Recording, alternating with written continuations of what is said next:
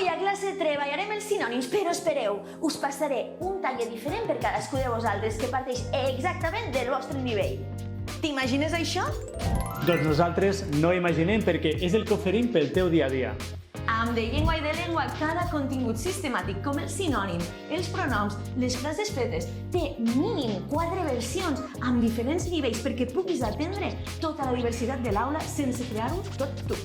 I no només això, la comprensió lectora té diferents versions del mateix text segons el nivell. Imagina treballar la notícia o la poesia amb diferents versions del mateix text. Tot això a l'abast de la mà i a la formació Cap alumne enrere t'expliquem com crear les teves pròpies adaptacions pas a pas.